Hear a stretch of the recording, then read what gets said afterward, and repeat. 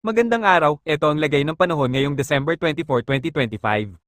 Sa umaga, asahan ng bahagyang maulap hanggang maaraw na panahon, medyo presko ang simoy dahil sa hanging amihan, pero may init pa rin bandang tanghali. Sa hapon hanggang gabi, may posibilidad ng panakanak ang pag-ulan o mahihinang thunderstorm, lalo na sa ilang bahagi ng Luzon at Metro Manila, maaaring maging makulimlim habang papalapit ang gabi ng bisperas ng Pasko.